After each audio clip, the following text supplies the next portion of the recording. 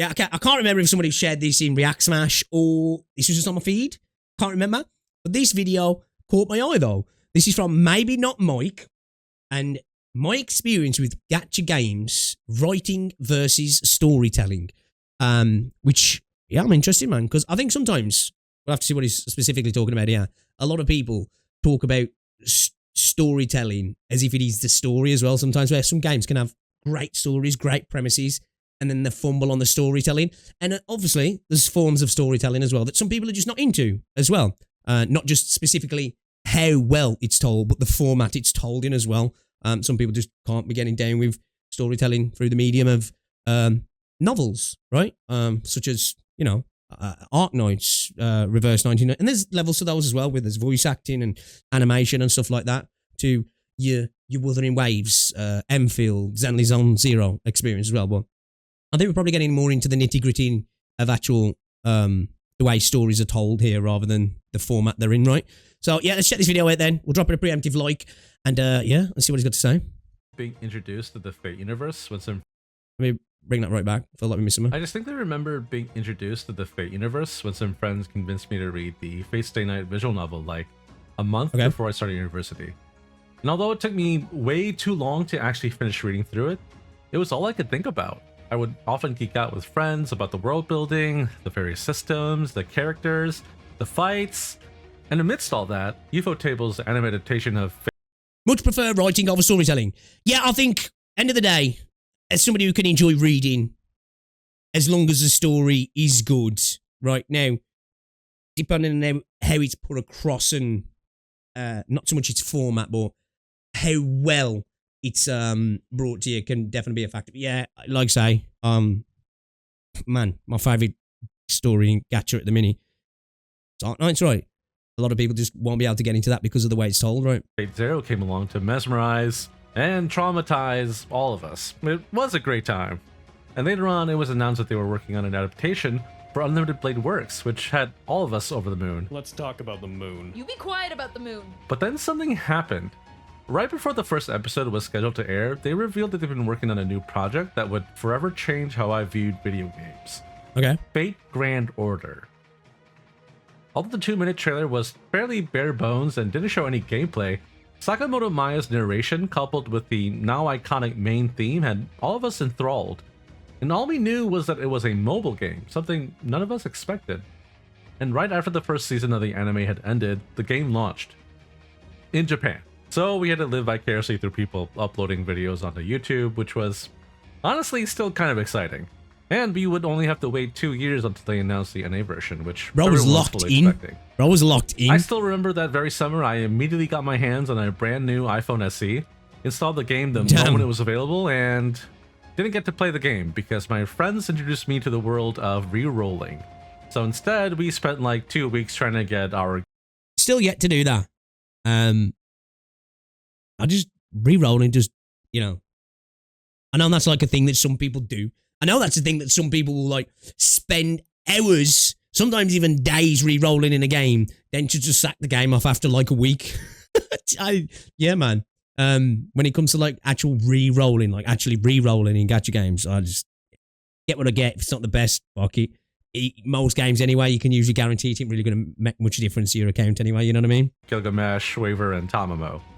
I did eventually end up with MP2 Gilgamesh and a Tamamo, but I would get Waver for 4 entire years, so that was cool.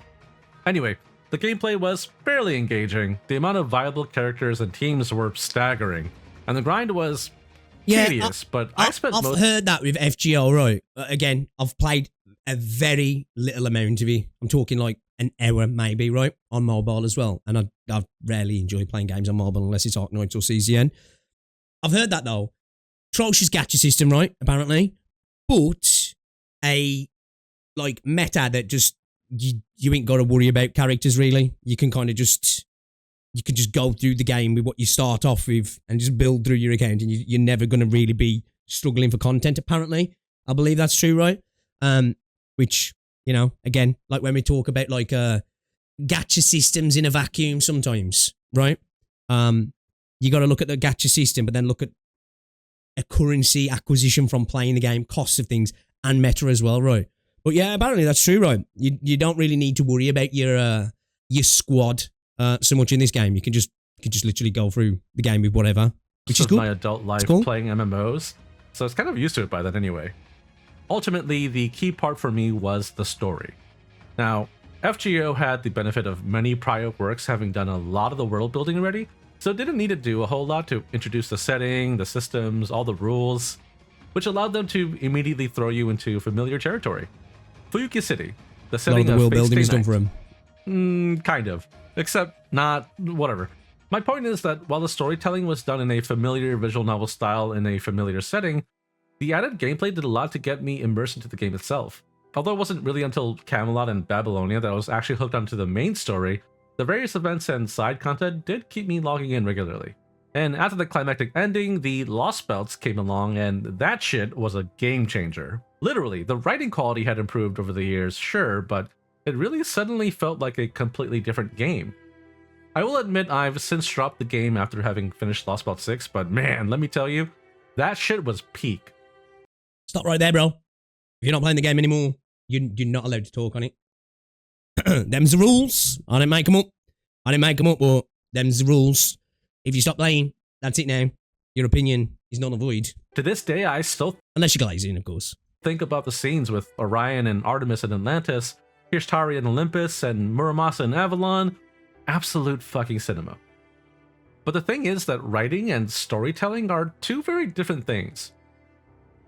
Writing is more of a skill, like craft, an ability to communicate ideas and concepts to the reader, while storytelling is more so an art form in the sense that no matter how intriguing your story is, if it's not done in a manner that consistently engages the reader, then the twists and turns either won't have any impact or just never happen because they've already stopped reading it. And in that regard, I do think the storytelling was done relatively well in FGO. But due to the nature of the setting, there's a constant need. I'll say, like, that's one positive I always hear about FGO. People are like, yeah, story's fucking great.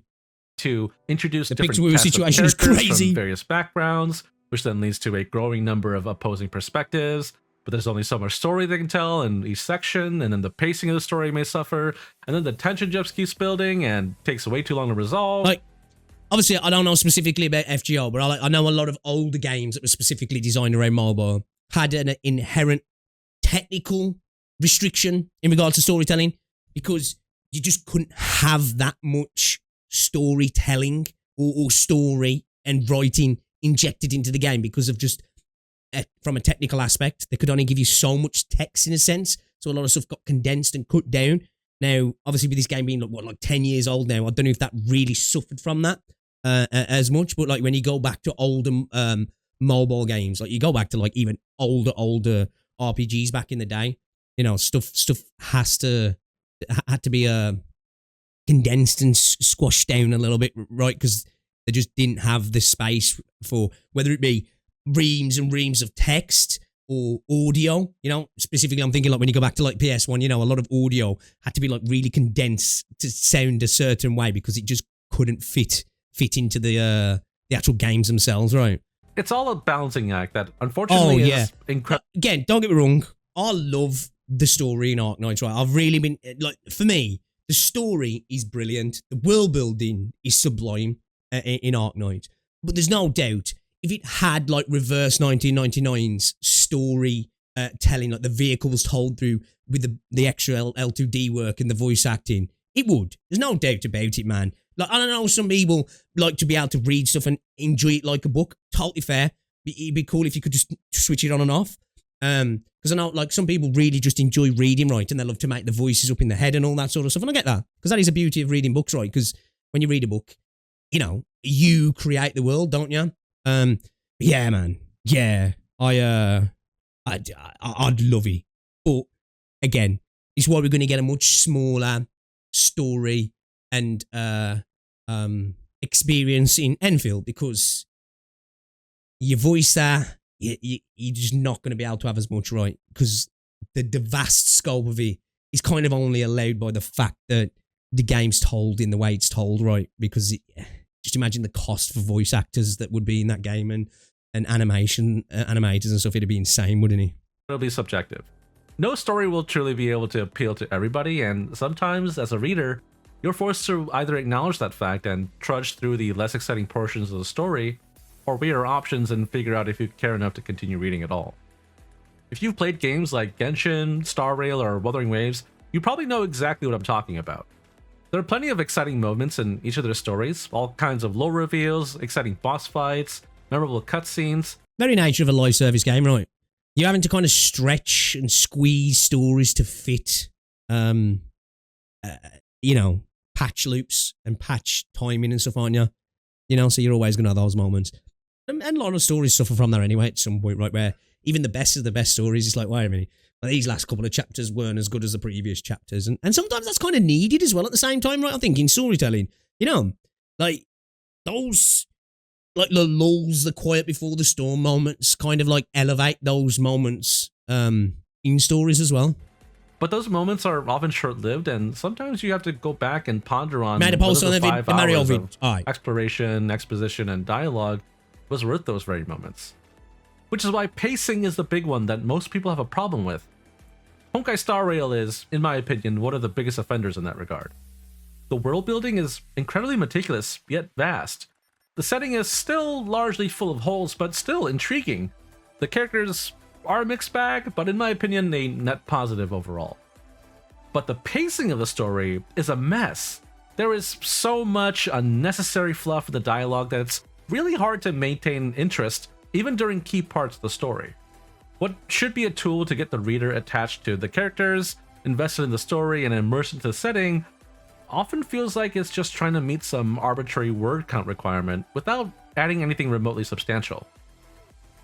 When used in moderation, the use of casual interactions between characters is an important tool to convince the reader that bonds are being formed, developed, or tested to humanize the cast. When it's 5, 6, 7 scenes in a row, you can't help but feel like the writers are desperately trying to force you to become emotionally invested in a way that doesn't feel organic, which can then break the illusion and reveal that these are just one-dimensional characters that they're trying to sell you on, figuratively and literally. And while we're here, another issue I've come across is the passage. Again, I think that's just the very nature of a live service gacha game, right? In one, they don't necessarily sometimes have the time to build up that connection because of the way that they've got content planned for characters to sell at this particular point, and then they end up kind of fluffing it out to actually attempt to do that in a quicker time period to make it get that sort of parasocial connection with the character that it often like just feels a little bit forced, doesn't it? And then that character just gets thrown away into the trash after the fact as well. So it's like it was all for naught, it was all for naught, if you will. Like it didn't feel like it was deserved anyway. And then it's just cast aside like, Woody, like, I don't want to play with you anymore. Of time in a broad sense. For example, there are some scenes where a lot of things happen and you're shown various groups of characters interacting with each other. But then 2 hours of exploring and reading later, you discover that all of this happened in the span of like 10 minutes. And other times we fight a group of enemies and then we get hit with a black screen with white text telling us that 3 entire days of defending the town have suddenly passed. Huh? When? I didn't do that. Granted, the perception of time is really hard to nail in narrative experiences like these, as opposed to an action-adventure RPG where you're running through fields fighting hordes of enemies to get to your next quest objective, while your party members argue over the morality of a man cheating on multiple women. If you know, you know. Like, this is the thing that I definitely want to see in like Enfield, right? I've said this, this sort of like storytelling that can happen on the fly, like contextual storytelling, like where characters will start to have conversations as you're doing like a story beat, if you will. Like you go start a quest, you've got to go to this area to do whatever you've got to do. And on the way, there's points where the game focuses into a specific area. And while in that area, you get these like contextual additions on the fly as you're playing the game that really brings you into the world, of like, oh, okay, as you're just wandering through this area and it's purposely done in a specific area where maybe there's no enemies and you're just traversing a little bit of an area where maybe you're just doing a bit of, climbing up some things and going down a particular path. And it's there specifically to focus you into those conversations that gives you that little bit of addition to the story. I hope that's something that a lot of these games I'd like them to do more. And and that's one thing that we see in a lot of AAA games, right? Where you've got a bit where you're having to pass through this area where characters are having to squeeze through a little thing, and they're having a little back and forth, and it really adds to the story, right? Rather than the characters just stopping and it being a bit of a flat conversation that doesn't feel like it's really happening. I hope that's something that like Hypergriff really builds into Enfield, and it's something we see throughout the game, because I think it's a really good thing to have in games. I do, and it makes those little moments. I don't know. I like it. I never like it. It makes them feel like a real cast of characters in a sense. I don't know if that makes sense. Another example is the sense of urgency. There are so many moments where characters will just stand there calmly talking to each other for like 10 minutes, right in front of a pack of enemies, blankly staring at them in the middle of a world-ending crisis that they're supposedly tasked with stopping. Not exactly the right time to reminisce about that one time your professor... Bro, that's why sometimes in games, like real-world conversations are brilliant. Like we're in a game, like a character will get set on fire, and then you'll go into a dialogue scene and the character will be burning, or like an animal or something like that will come up behind and just take out the character in the dialogue scene. Like all of that sort of stuff. Obviously, I'm not expecting that in gacha games, but it's just fun. Embarrass a classmate in front of your peers. And that's what I mean by writing versus storytelling. Some of these interactions can be important for Merry Christmas to you as well, Bewa. But Merry Christmas to you. Everything, and dropping the wrong lines at the wrong moments can so easily break the reader's suspension of disbelief and really pull them out of the story. And all of this is such a shame, because I did really enjoy the setting and story of Amphorius, but due to the terrible pacing, I could never get as fully invested as I wished I could until the very end, which by at that point, it was almost too late. In a similar vein, Wuthering Waves had quite a few problems with this in Huanglong. The writing was half decent, but it spent most of its time teaching you about the setting and not nearly enough time with character development. We started with so many questions, and instead of looking for answers to them, we were just given a different set of questions that took precedence due to an alleged impending disaster. This was largely improved in Black Shores, and was actually flipped entirely in Renacida, where it focused heavily on its characters while only giving you snippets of the overarching plot. Not exactly what I had in mind, but the main plot itself wasn't overly complicated, so I think it was the correct move as far as story goes. That said, the lore reveals involving the rover and their past self were genuinely more interesting, and the rest of Renacida did kind of just feel like a side quest to me. But fortunately, or unfortunately, I was already pretty invested in a lot of the characters, so I didn't mind it as much. Though as a side note, I think the climax of the final chapter was a little too campy for my tastes, and the pre-rendered cutscenes definitely broke my immersion quite a bit, but the final cinematic was hype as fuck, so I'll forgive it. All of that said, I'm gonna come clean. I don't think any of these games even hold a candle to the combined writing and storytelling of games like Arknights, Punishing Grey Raven, and even Zenless Zone Zero. Based. Okay. See, again, as somebody who like stopped playing PGR at like chapter 10, really when it was starting to get actually good, but it was just because I just didn't have time.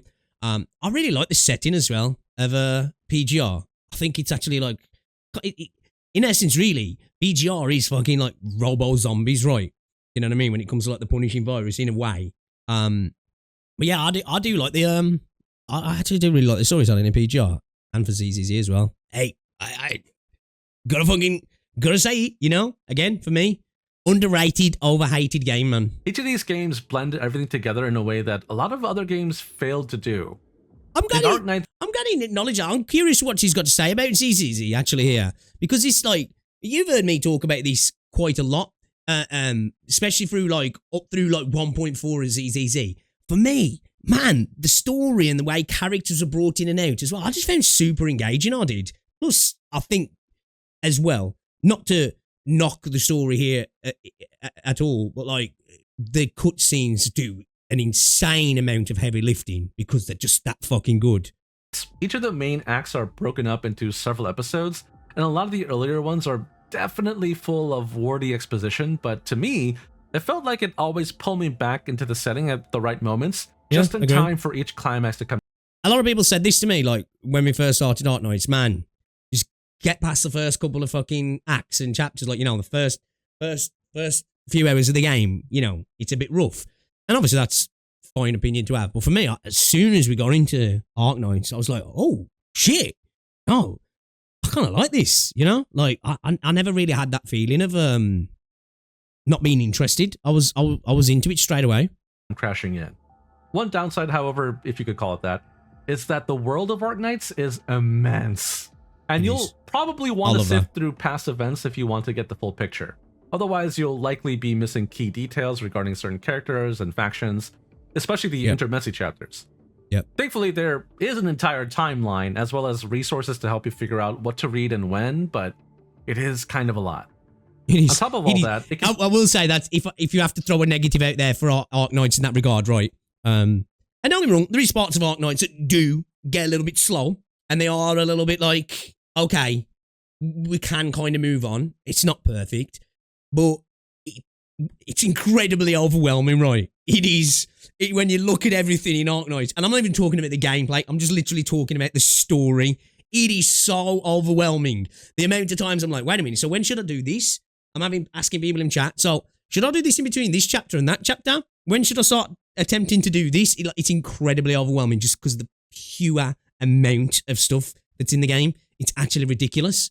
I feel like there are way too many characters to keep track of, and it's really easy to get lost in the setting if you're not taking notes. Usually it's not a problem since each region's stories are... There is quite a few times where, like, I get to a point, I'm like, wait a minute, what happened with this person now? And I have to take a moment, and sometimes chat will reference someone. I'm like, oh, okay, yeah, I remember that now. Largely self-contained, but when they interact with the Rhodes Island during certain story sections, it can be difficult to keep track of when this is all happening, who's an ally, who's a bad guy, have you even met these people yet? Again, it is kind of a lot, but they largely do a good job of filling in the missing details if it's relevant to the story. As for PGR, they release full chapters with each update that tell a complete story while mainly focusing on one character or faction, so it can be a mixed bag depending on how quickly you can sympathize with the characters involved. But since the chapters are largely self-contained, you get a full package experience that doesn't suffer from making you wait several updates for the story to resolve. I love PGR setting as well. The pace of each chapter moves quickly, but have enough substance to get you acquainted and comfortable with the characters. The passage of time also feels somewhat natural going from chapter to chapter, especially since you'll often see familiar faces as the stories progress.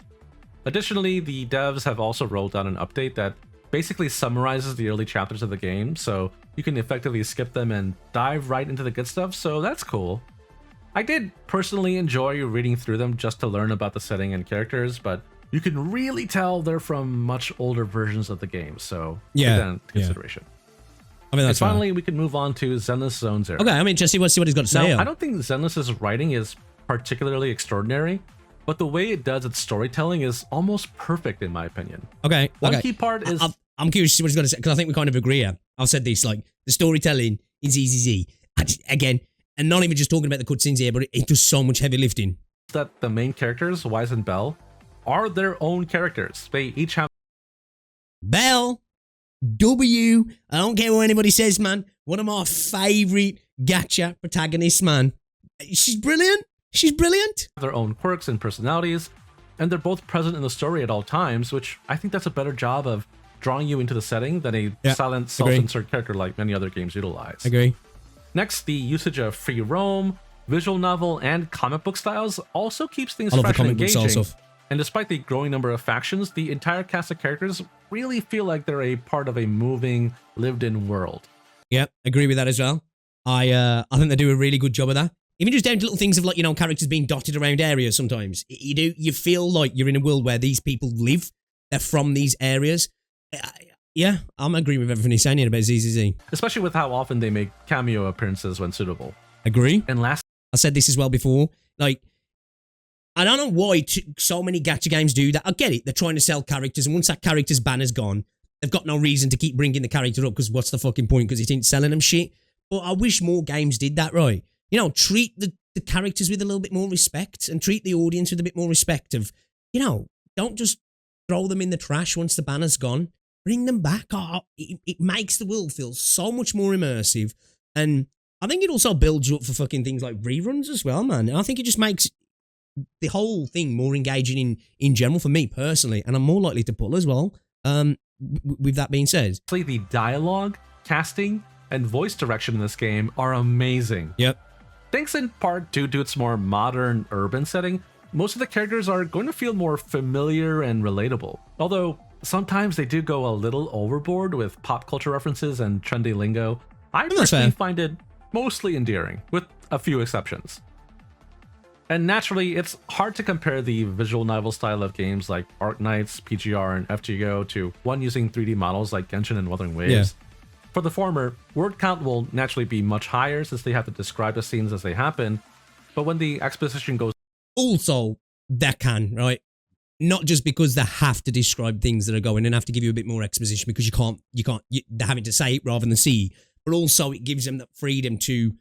You can dial everything up to 11, can't you? Because you don't have to then worry about animating it all and getting voice actors to act it all. You can have the most epic of epic scenes and it to be, you know, this huge arc that's world spanning and introduces so many elements and angles and characters and stuff because you've just got the freedom to do that because it's words on a page almost, right? And a few PNGs of characters and you're good to go.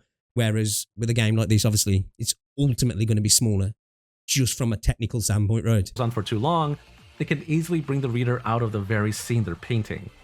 While for the latter, it can kind of be challenging to convince the reader that these 3D models are in fact interacting with each other and not just doing default poses in front of each other. Which is why I think Zenless does it best by utilizing a combination of methods, especially since even their visual novel sections utilize very expressive 3D models anyway. Yep. As a side note, it also frustrates me when dialogue gets cut off in free roam sections just because you walk into the next zone. Yeah. That goes for most 3D games, actually. As more of a pet peeve than anything. Yeah, that's the thing that happens so much, right? Your characters will be having a conversation, like you find yourself doing that in a lot of games. And this goes into AAA games and everything as well, right? There's a little bit of dialogue that's going on. Oh, this is interesting what they're talking about. And you find yourself like, I've got to stop and stand still because if I go too many steps now, I know something's going to interrupt the conversation and it's not going to kick back in again, or it's going to kick back in at a point where I'm just about to do something else and then it's lost forever kind of thing. Yeah, it's kind of hard to get around that, I suppose, though, really. But it'd be nice if they made it clearer when a cutscene is about to trigger. That's fair. I will say I've also heard great things about games like Girls Frontline, Olympus Company, and Counterside. Admittedly, I haven't gotten around to playing them, and I don't know if I ever will, especially with Enfield right around the corner. But maybe one day when I'm caught up on everything.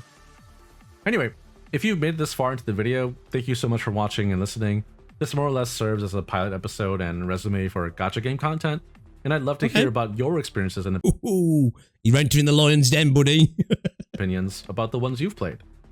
This was also all to set up a series where I'll be rating all the gacha games I've played this far to find out which ones are still worth playing and which ones I should probably drop from my rotation in favor of other ones. But until then, take it easy out there. Hope to see you soon. Cheers. Okay. Oh, this is a good video. I like this. I'm subbing to this guy.